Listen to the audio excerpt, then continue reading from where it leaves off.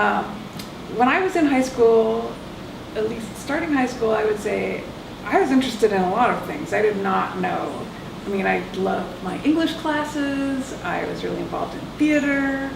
I loved my biology classes. You know, like on some level, I could have done all kinds of things.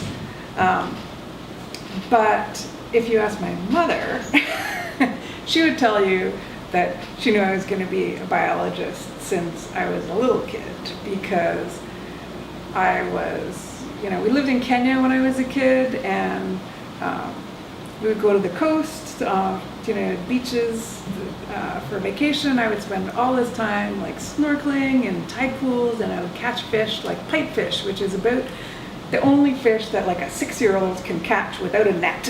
Okay.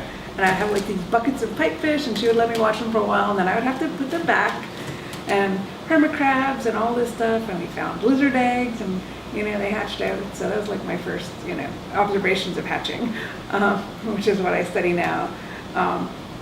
And so she thought, like, you know, that I was going to be a biologist from watching my interactions with the natural world, even as a young child. But then also my parents got me an aquarium the Christmas that I was 12 years old, I think, and I thought this was awesome. And I had, you know, like a community tank with these fish.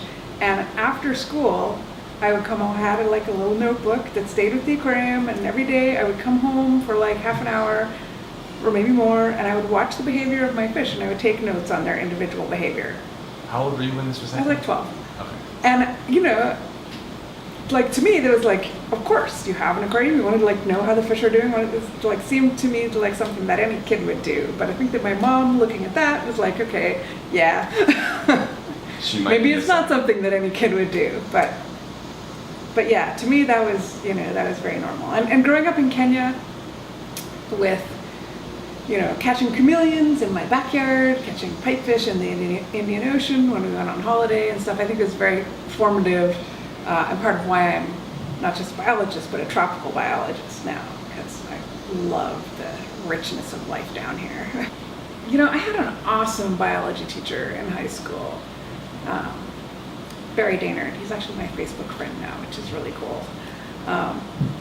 Yeah, and so my biology high school classes were really cool. We did one thing.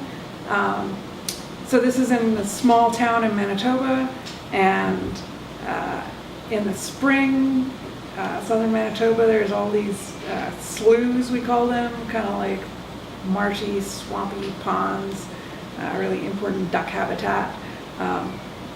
But he had us go out there maybe like every week or something and take samples of the zooplankton, and then we brought them back to the lab and we looked at them under the microscope, and we saw like how it changed over the course of the spring, the abundance and the diversity and what kinds of zooplankton we were seeing. But also it was just like amazing to look at these little creatures swimming around under the microscope.